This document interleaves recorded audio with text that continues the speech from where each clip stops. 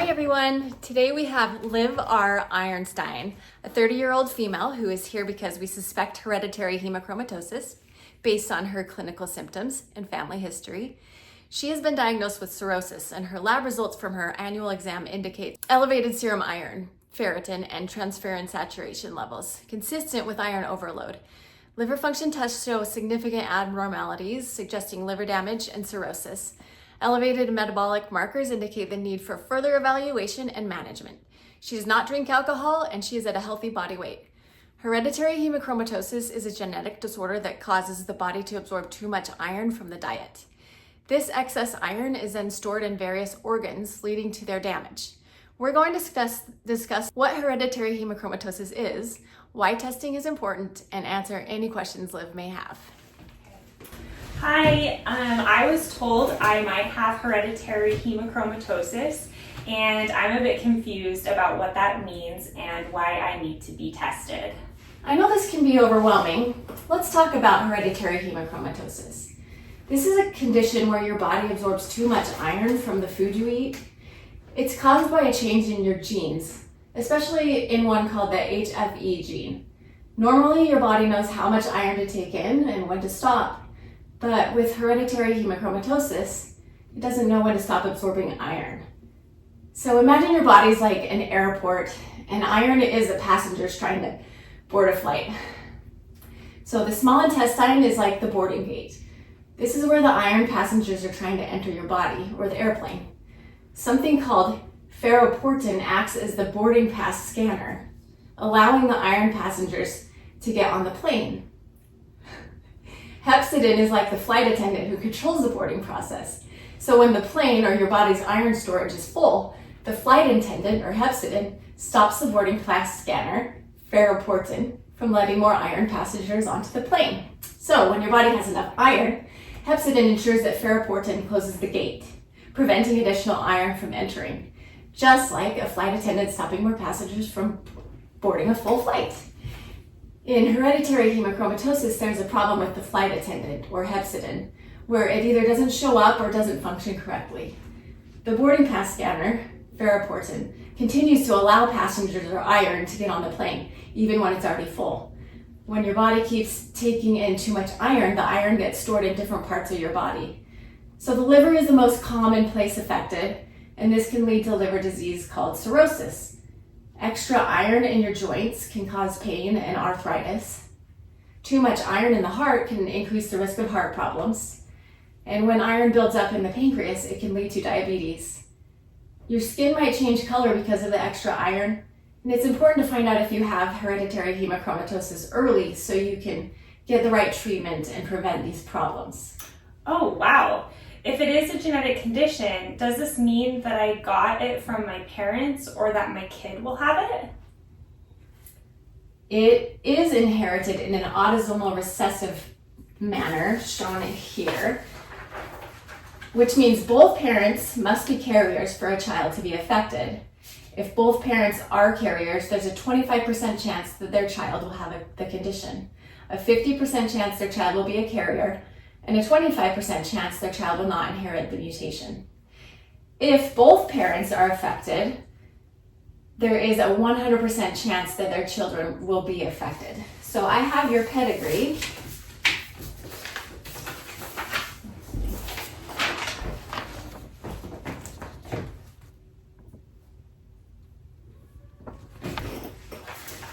So we can see that several family members have the conditions related to iron overload, such as liver disease and diabetes. On your side, it's possible that both your parents have the condition, which means that you and each of your siblings would have the condition as well. On your husband's side, I don't see as much evidence indicating that his parents were affected, but I do see conditions that suggest that his siblings could possibly be affected. However, the conditions in his family, like diabetes, are commonly caused by other factors rather than hereditary hemochromatosis. So we can't know for sure unless they are all tested.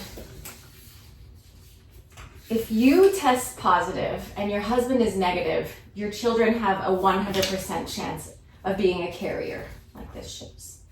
If he's a carrier, they'll have a 50% chance of having the condition and a 50% chance of being a carrier. This helps us understand the hereditary pattern. It sounds like knowing if my husband and I are affected will help us understand how to prevent issues from iron overload. I value my children's health too, and I think that I should get tested. I think that's a good idea. In your case, the genetic test will look for mutations in the HFE gene. This test is important because it will confirm the diagnosis and help us manage the condition effectively. You've already had a FibroScan to measure thickening and scarring in your liver. We may also need to do an MRI or biopsy of your liver to check for iron overload. However, first we're going to do a physical exam to check the body functions and see what could be infected. So hereditary hemochromatosis affects the liver, heart, and pancreas. During the physical assessment, we look for signs such as joint pain, fatigue, liver enlargement, and skin discoloration. For our physical assessment and examination, I'm looking at your skin for hyperpigmentation or bronzing. Okay, I don't see any of that, so that's good. And for your endocrine system, I'm looking for signs of diabetes like acanthosis nigricans, which are the darker patches on your neck, armpits, groin area, and I don't see any of that. For your joints, especially in the hands, let's see, can you move them and tell me if it hurts? No pain. Okay, what about if I touch it and squeeze? No pain. Okay, and this one? No pain. Okay, great. Now I'm going to listen to your heart, and I'm assessing for signs of a cardiomyopathy, which include heart murmurs or arrhythmias.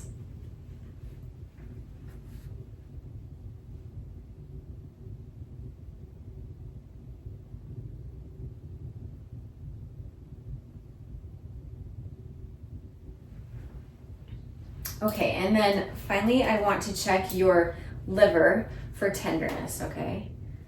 I'm gonna just push really hard. Is that tender? No tenderness. Okay, and then what about your spleen area? You tell me. No tenderness. Okay. All right, you can go ahead and sit back down. Okay, and so that's enough for our physical exam. We already drew your blood from your lab test for your annual exam. Your ferritin is elevated above 200 milligrams per milliliter, and transferrin saturation is greater than 45%. So these indicate that you have an elevated iron count in your blood. Also, your liver enzymes are high and your platelets are low. This shows us that your liver isn't functioning properly. That alone isn't enough to diagnose hereditary hemochromatosis, but with your family history and labs, I think it gives us a reason to continue with the genetic test. Is it another blood test? Yes, it is a blood test. We'll take a small sample of your blood and send it to the lab for genetic analysis. The lab will test for 2 mutations in the HFE gene. And how long does it take to get the results? Great question. The results usually take about 2 to 4 weeks to come back. And what do they mean? If the test detects a mutation in the HFE gene, it confirms that you have hereditary hemochromatosis. This means that we can take specific steps to manage your iron levels and prevent further organ damage. If no mutation is found, it might mean your symptoms are due to another condition, and we would explore another diagnosis.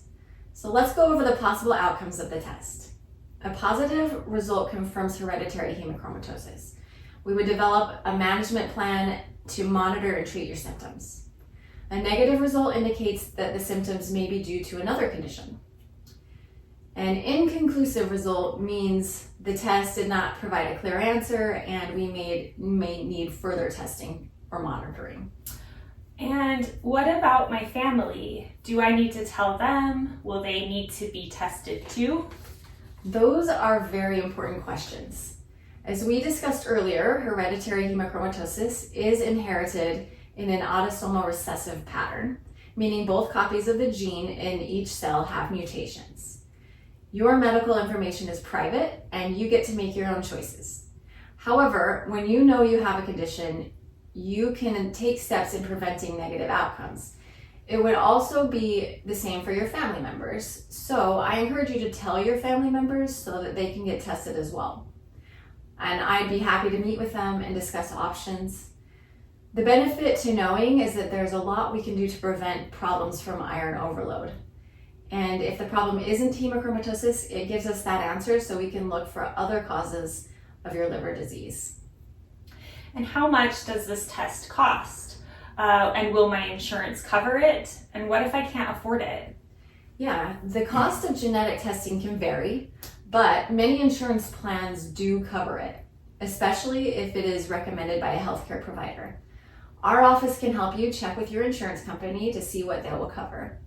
If cost is an issue, there are sometimes programs and resources available to help with the cost of genetic testing. We can explore those options together if needed. And what about my job and health insurance? Will this affect them? Another great question. In the United States, there are protections in place under the Genetic Information Non-Discrimination Act, called GINA, that prevent your genetic information from being used against you by health insurers or employers. This means your genetic test results cannot be used to deny you health insurance coverage or affect your employment. However, life insurance, disability insurance, and long-term care insurance are not covered under GINA, so it's important to consider this when making decisions about genetic testing. We talked about a big reason to be tested is to prevent diseases that happen because of the condition. I can't promise that these other insurance options would provide coverage, but knowing can help us promote your health, reduce risk, and hopefully prevent major issues. Do you have any religious or cultural values that you would like to address regarding genetic testing? Just say no. No. Okay. And what's next? And what is the next step? The next step is to collect a blood sample. We will draw a small amount of blood from your arm and you'll be able to go about your day right after. The sample will be sent to the lab for genetic analysis. Once we receive the results, we'll schedule a follow-up appointment to discuss them in detail. We will go over the results that talk about your health and the next steps or treatments that might be necessary. And we'll also provide you with information on managing the condition and refer you to a specialist as needed. So we'll need you to sign this consent form.